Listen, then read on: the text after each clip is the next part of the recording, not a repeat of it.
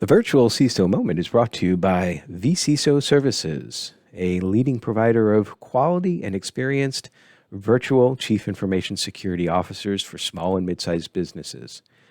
Check them out at vcisoservices.com. Hi, I'm Greg Schaefer, and welcome to the virtual CISO moment. We've got Elvis Huff with us here today. He is the Vice President, Director of Security and Information Security Officer at Wilson Bank and Trust. Elvis, thank you so much for joining us today. Hey, thank you for having me. Happy to be here. So we'd love to hear your story. How did you start out in IT and InfoSec, and what led you to your current position as ISO for Wilson Bank? So, it's funny, as a kid, I grew up and my dad actually, encouraged me. He said, hey, I don't know anything about computers, but son, this is the future, right? This is what you need to learn. And so we actually had a friend who gave me an old 286 computer, and I was Oh the kid that, my, I remember and those. I learned yeah, about networking on 286s, but go ahead. absolutely. It was like a Toshiba, and I don't even want to call it a laptop because, man, if you set it in your lap for very long, your legs were going to become paralyzed because it was heavy. Was it gray with an orange screen? Yes. Oh, yes. We used to use those for network troubleshooting at the University of Buffalo. I'm sorry, I didn't mean to interrupt, but I know Toshiba. No, yes. Listen, it's great, man. And so I had that, and I had it was a CRT monitor, and it was like a 9-pin serial monitor, right? Mm-hmm. And it wasn't even a 15-pin, wasn't a VGA. And so I thought, hey, this is neat. And the monitor was in color, so it was advantageous for me to plug it up. And so anyway, I was the nerd kid that, man, I sat down and just started learning this. And then I remember I had a 386 that had Windows 3.1, and I thought, man, it had DOS. And then I'd go into DOS, and I'd learn I could start up 3.1. And, I just started learning, I just started banging around, figuring it out. And then it was the transitions, right? 95, 98. And so, and then I remember, man, when I got the internet, right? We had dial-up internet. I thought, man, I am the cool kid now. Like, nobody get on the phone. And inevitably, my dad would get on the phone, or my mom or somebody. And it's like, no, The connection just drops. Yeah. And then you got to go through the whole. Yeah, exactly. Yeah. And you step away, and man, you boot up the computer and you thought an airplane was taking off or something. I mean, it's fun time. So anyway, fast forward. So man, I get into high school and I take the computer classes, and it was back then, this was early 2000s, right? And so I know I'm young. I graduated high school in 2004. And it was like office classes, you're saving everything on 3.5 floppy disks. And so anyway, I get into college, and I get an interest in law enforcement as well. And I have this huge passion for, cyber crime. And I get interested in, at that time, everybody was calling it white collar crime. And, what is that? Racketeering, but it also involves some cyber. And anyway, so I get interested in that. And so I sign up at MTSU and Middle Tennessee State University there in Murfreesboro. I know MTSU. Yep. Go Blue Raiders. Yeah. Absolutely. And so I sign up. Actually, I start out as a computer science major, and I quickly realized that programming was not for me. And so I changed to criminal justice, but so I start working I actually have a background in law enforcement. I'll walk through this real quick. So anyway, I'm in law enforcement. I'm working at Lebanon Police. I'm dispatching at night. So if you call the police, I was one of the people who would answer the phone. And so anyway, I'm involved in that. And I was using, my goal was to move up in that field and harness that technology background that I had, because I was always good with computers. It just came natural to me, not, I say that from a sense of humility, right? It was just something that was my God-given gift. And anyway, so move up, become a police officer, and I start seeing cybercrime, right? And so then as I'm working through those ranks, I remember we would have in-service, and I remember teaching officers as a young guy about, hey, if you retrieve a cell phone from a suspect, we need to put it in a makeshift Faraday cage, or you need to put it in airplane mode so they can't communicate, because suspects were beginning to wipe devices as the authorities were legally seizing those with warrants, et cetera. And so anyway, we worked through that. And so then at this time, law enforcement did not have computers in the cars. And I had a good friend of mine, a great guy, consultant. I don't know if I can share his name or not, but Anyway, up to you if you want to or not. Chris Lamont was his name. And I don't know if he's subscribed. And if you are, Chris, thank you. And anyway, so he really took me under his wing and taught me a whole lot about IT security and we were putting laptops in cars, and obviously we needed to harden those, and hardening guidelines. And fast forward, I graduated with my bachelor's in criminal justice, and I'm working on my master's in IT security, again at MTSU, go Blue Raiders.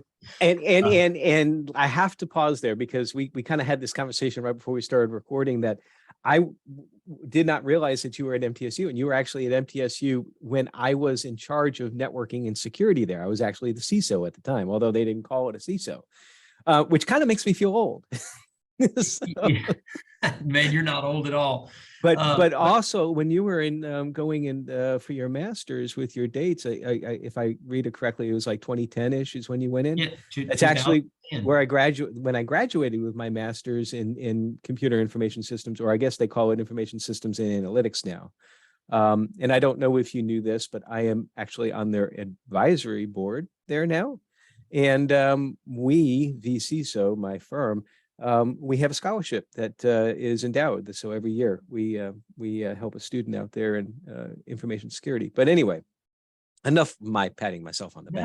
No, listen, that's awesome. All this to say is I love MTSU. If there's anybody out there who's looking for a good security information system school, MTSU is great. Now, back to the Elvis show. Go ahead. You're doing your master's there. Yeah, no, that's great. I love it. And you know, yeah, MTSU is a great school, good program. So now I'm very blessed, right? So I'm in this position where I'm getting hands-on experience, and I am learning this in school, right? So I'm going from the classroom to the field.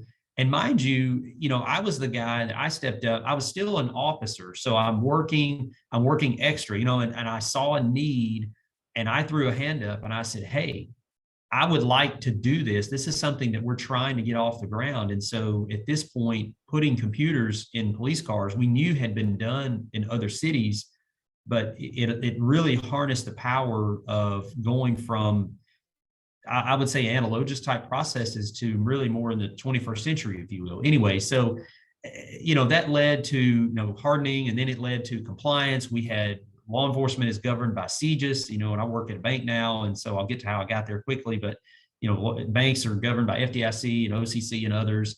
But anyway, law enforcement had CISO, criminal justice information systems. And so I worked with the regulators that would come out from the FBI to make sure that our processes were hardened. So how did I get to the bank? So I stay in law enforcement. I was there from 2004 to 2016.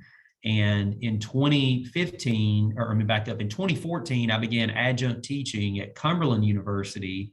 MTSU is harder to get in to teach. And so I was starting out, and a gentleman by the name of Paul Stum at Cumberland University, bumped into him, and he said, hey, love to have you teach some information systems classes for us over here. And so I started teaching part-time. Well, I get involved in a men's ministry group that was meeting at the bank called Living Sit Ministries.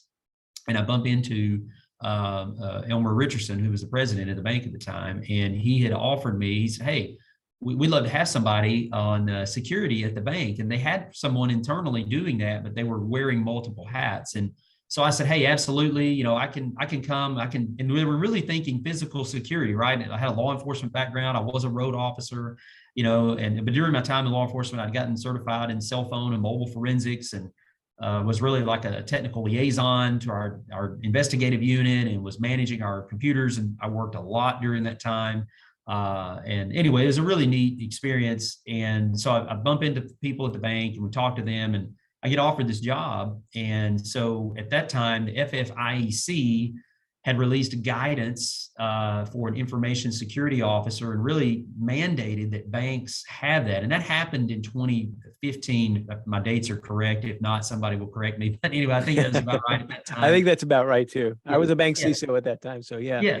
And so they wanted somebody to be designated as ISO. And so right at the times I'm coming in, I saw that guidance, and I said, hey, I can happily take care of the bank's physical security needs. I said, but my passion lies within IT security, cybersecurity. That is where your risks are. Mm-hmm. And bank robbery is still, a threat and a risk to a bank. However, the cyber side, we see a lot more. And so anyway, I came on in February 2016, and get the ISO designation during my time here. And really, now I'm learning a new discipline, right? So I'm learning banking, and I had familiarity and experience with regulation, and compliance. But now it's, banking is so heavily regulated, even more so. So anyway, it's been a good Yeah. ride. But yeah, that's my story. I guess the longer elevator ride version. That's the what is the tallest building in the world story? Oh, That like, elevator. yeah, either Sears Tower or the buildings in Kuala Lumpur or something like that. But that's one of the reasons why I love hearing stories, because one thing that you said that I really resonated with me is that you were saying that you first heard of it because you were attending a men's ministry event at the bank, and the president of the bank happened to be there participating, presumably as well. And I am very open about my faith and how it has influenced what I do. What I do when I left the world of corporate as CISO for First Bank, it was a God calling for me, a little nudge on the shoulder. It's like someone kind of whispering in my ear, but literally you had somebody whispering in your ear right there. I think that's incredible. Well, and yeah, I'll park there for a second because absolutely. I mean, gosh, I'm going to try not to get emotional with this, but God really blessed me with that opportunity, and it was the opportunity of a lifetime. And I remember thinking, and it's stupidly, I remember telling him, I said, well, hey, thanks, but I don't know about working in a bank. I love law enforcement, and I'm at this point I was off the road. I was plain clothes, and I was helping our detectives and managing all the computers and things, and but it was like, no, God said, hey, this is where I want you, and this is where you need to be. And it was like, wow, this is just an opportunity that came up out of nowhere, and I wasn't expecting it. And we know that, hey, that's how God works, right? He drops this in our lap and Amen. blesses us. So and puts us where he wants us to be. And so anyway, yeah, that's how I was involved in anyway. So yeah, and then still involved in that group today, Living Step Ministries. We still meet now, meeting back here at the bank, and still somewhat post COVID, right? But anyway, Right. but yeah, so love technology and information security, and it never stops. And for those wondering, I still work with law enforcement. We know cyber crime now. It transitioned from white collar crime to cyber crime, as we call it now, and fraud, and of course, like espionage activities. And so work with authorities at federal, state, and local levels now, even more so than what I would think possible in my previous life. So. Oh yeah. We had someone that I think that you're probably quite familiar with on a couple of weeks ago, Scott Augenbaum. Does that name? Oh gosh, yeah. Did he hold up his book? I actually held up his book for him. I Yeah, think I put it back up on the bookshelf. But yeah, he's a wonderful guy, and that's someone too who he does it as a passion. I mean, he could have retired from the FBI and just been retired and do golf and all that, but he does everything with a passion. But well, interesting story going from criminal justice, law enforcement to banking, and I can certainly relate with the the switch to going into banking. My path was a little bit similar, not law enforcement, but I was a government the entire way. I was higher ed in state schools, and then was CISO for Metro Nashville, Davidson County, which is actually where I first heard of CJIS, because obviously they had the police department had to be compliant with CJIS. And then the bank opportunity came around, and I'm like, oh my gosh, I don't know if I want to do that. I mean, I don't even know what a teller row was at the time, but I found that it was a very a couple of things that first of all, it was one of the best things that happened to me because it really expanded my career. It got me to expand my horizons, and I wouldn't literally be doing what I'm doing today if it wasn't for that. But also a whole new range of threats and understanding that, because obviously, why do they go after banks? That's where the money is, right? that's right. So I'd be interested to hear your perspective on today. What do you think is like the biggest threat to, and we'll make it a little bit broader than normal. We'll say security threat, because your physical security as well. What's the biggest threat to community institutions, so small, mid-sized banks and credit unions today, in your eyes?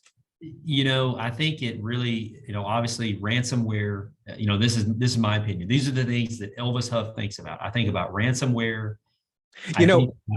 I'm sorry for interrupting for a minute, but that should be a podcast. Well, don't you, wait a minute. I'm sorry, I'm stepping all over, but don't you have like a newsletter? You do something like cyber stuff with Elvis Huff or something like that? Yeah, I do. I author a blog. Thank you. Security stuff with Elvis Huff. That's what it Yeah. is. And you can Google that, and I keep it updated. Sometimes I'll like, oh gosh, I need to get a post out, and but I love writing, and I was at a dinner with a guy last night, and I was telling him, I said, hey, look, I love taking the complex and breaking it down and really connecting it with somebody that doesn't, that may not understand cybersecurity. And I don't know where I always have felt, I'm gonna answer your question in a second, but I feel that we as IT security practitioners, whatever your level, and they're, hey, I am not the smartest guy in the room. There's people out there that I learn from and continuously learn. I am not the smartest guy here in the room. But we take a material set that is complex and can be so complicated, and really, I think we need to boil it down and break it down in its most simplest form and just say, hey, here's the thing that you can do. And I fundamentally believe, and Scott probably mentioned this, Scott Augenbaum last week or whatever, it's awareness. And I think as we talk about ransomware, what keeps Elvis up, I think about ransomware. I think about, disasters, continuity of operations, which of course comes from ransomware, other disasters. I think about, are we, as we migrate and bring vendors on, are we looking at, and I feel that we do a great job at this, and I'm constantly thinking about, what's the reputation of that vendor, and who all is that vendor using as contractors, right? And do they have the same level of concern for my data as I do, my being the bank's data, right? And I say my because I look at it from a sense of ownership. And and then I think about customers, I think about small businesses, that mileage may vary, right, on asset size or whatever, but anybody that's in business, and I think about, are they thinking about security? Are they talking about it? Are they talking to their people to say, hey, if you get a phone call imitating me, the owner of this business, do you know that you can call me anytime, day or night, if you think that it's me, or you get a message? A few weeks or last week, I was speaking at a Rotary Club in Smyrna, Tennessee, and I was telling this group of folks, I said, hey, go back to your businesses and tell your people that it's okay. We need to have a culture of openness and communication, that if you get that call from or something that you think is from the CFO, that it's not, the C-suite is off limits, I can't contact them as a regular employee. No, we need to tell them, hey, yeah, you need to call, because sadly, what we see is the attackers, and this is my personal opinion, a lot of the attacks today seem to be less technical, less complex. It's more of, I want to go after the user account. I want to go after that identity. I want to spoof, I want to imitate something, and I'm socially engineering somebody to do something. And we see, a download of a file, a click a link, enter in information, log into your Microsoft account. Again, after you've already logged in when you got into the office that morning, or you logged in remotely from home. And, we see, I'm not blaming the end users, but we see people maybe not think about, hey, well, should I be doing this again? Or is this really where I need to enter that? And then the identity is compromised. The attacker wants to look at who they are, where they are, and what they have access to. And we know that the attackers are going to try and traverse controls and step through the minefield of controls to get to whatever they want, right? Whether that's exfiltrating data, rather that is downloading malicious software and then setting that so that it executes, and then you're paying a ransom and ransomware to get the files back. So those are the things I think about. And then, I'll mention patching, just patch. Everybody's beating that drum. We are as well. And, it's constant, the number of systems and the systems we have. And even as I think about cloud, I want to make sure my cloud vendors, right, I'm looking at their audit reports, their SOC reports. I'm making sure that, hey, those systems are being patched. And am I performing, or are they performing vulnerability scans? And am I getting those results? Or can I even perform a scan against that cloud entity? And so, I don't know, it's about the protection of data and the omnipresent threats that seem to just continuously evolve. That's what I think about a lot. Well, I think that you touched upon something which, I've been doing I've been doing the podcast in some form or another for several years, but it was about 6 months to the day that I flipped over and started to do this interview thing, which has just been so much fun. I love hearing stories, and I'll ask the question about threats. And I've never heard one of the things that you said, which I think is so important. Now, in security, we evangelize that security only works if you have support from the top down. You have to have that C-suite support. But you talked about openness, and specifically when it comes to being able and feeling comfortable and knowing that it's the right thing to do to call the CEO or CFO at any time, whatever, and to verify that. I think that is critically important. And I think that organizations that get security would be completely fine for that, because what's the worst thing that can happen? If you don't call the CFO, well, you could lose a lot of money, and certainly that would be something that the CFO and the CEO would want to be concerned with. So that's a good one. I like that. I mean, very, very, very insightful. We were talking earlier, and I'm again looking a little bit at LinkedIn and getting back a little bit to dates here. One thing I noticed, and this is kind of a segue into the next thing I wanted to ask, and that was, if I'm reading this correctly, you started as a police officer in 2004. You started in your bachelor's program at MTSU in 2004. So were you working full time and going to school pretty much full time? I was working at night and I was going to school during the day. So I would work.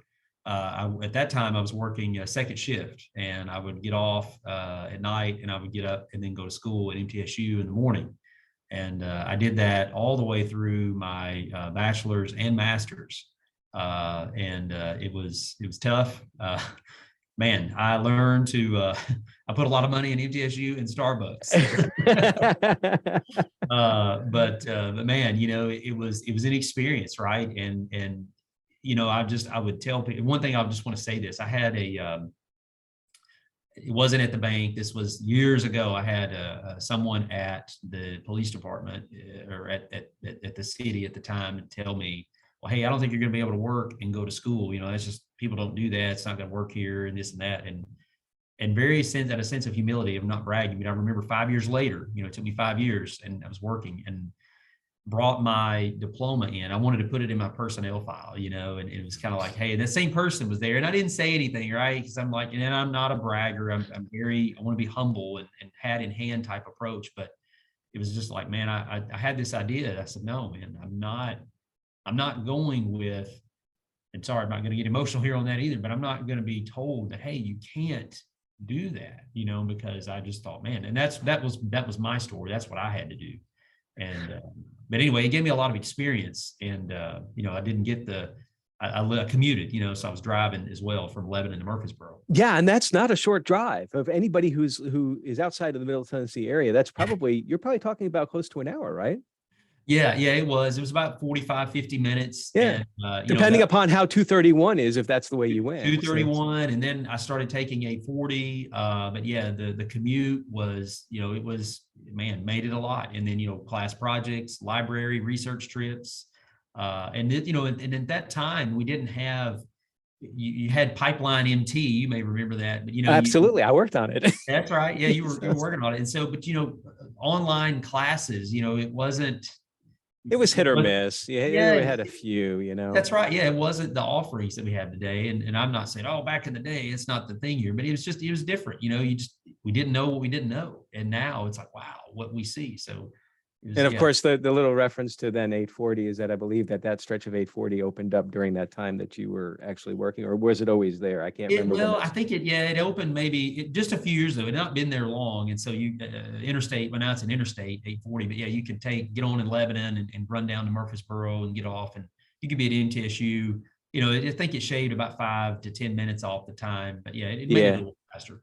So, and that was the lead into, I like to ask, with information security is very, very stressful and all that, but I mean, you're kind of like Superman here. It seems like being able to handle that stress. So I guess maybe now just working for the bank and not going to school, that's probably like a little bit de-stressful, but what do you have something that you like to do to get away from the thoughts of security in the bank and all that? I enjoy the non-technical in in my off time. I like simple things, right? I love just going for peaceful walks, Mhm. literally, just disconnecting, and I know we always say that, but I mean, truly, and I am a morning person. So I found, I work nights, night shift was not my thing. I'm a morning person, but I did it and, hey, I got the badge or whatever, but I love mornings. And so as I was driving into the office this morning, and by choice, I choose to come in early, earlier than required and earlier, and I'm watching the sun come up, and man, Mm. that's peaceful to me. And Yeah. the other thing that I do, I spend time, I pray, stay in the Word, and just connect really because I like to collect my thoughts and disconnect because in working all day, you stay connected, you're plugged in, you're watching news feeds and intelligence feeds, what's the latest threat, or and you're just trying to make sure everything's going right where it needs to go. And so I find the non-technical to be very appealing. Love going for walks as well. So Awesome. Awesome. What are your future plans? You going to go back for your doctorate and, not get any sleep and work two jobs and go to school full time, or? yeah, I don't know. Well, no offense against those that have it. I had somebody tell me once, you know what PhD stands for, right? Piled high and deep. I was like, oh my gosh. But, but I don't know if you need to edit that out. Go ahead. But No, no, no, man, no. We just go straight through. go straight through. No, but I don't know. I had thought about it because I love teaching. I love talking about security, obviously, and I don't know. I loved adjunct teaching. In fact, I don't know. I haven't thought about, one thing that I have thought about, I should have done this right as I got done with my master's, is get my CISSP. That's when I had a buddy that I was going to the program with. We got done. He didn't study at all for the CISSP. He went and took the test and passed it, obviously, because, we were studying all this material and I didn't do it at the time. And I was by that point, I was done with school, been in school from 2004, all the way up to 2012 when I got done with the master's. And I was like, man, I am done for a while. So yeah, I think about CISSP. I've thought about, have thought about doctorate. I have. I don't know. I don't know. I think the CISSP though is more realistic at this juncture. And just staying in the community, staying plugged in, because we see that threats change. We see that what we were doing even 2012, we don't need to be doing the same thing today. The threats have changed, and systems are changing, and pushes to the cloud. We always talk about that as well. So just staying on top of what's current and being relevant, I think, is important. And then also don't forget the basics, right? We think about, I mentioned earlier, patching, awareness, culture. Right. What is our culture of security, and how can we preach that? So Well, it's been quite some time since I tested for the CISSP. You had to actually go on site. It was physical, paper, and all that. And I often share what it is that I did in order to prepare for it the night before at the hotel. But we don't have time to talk about that today, so I'll have to do that in another show. Elvis, thank you so much for joining us. Great story. Love hearing your path and really appreciate your time. hey, thank you for having me. Enjoyed it. Thank you. All right, and everybody stay secure.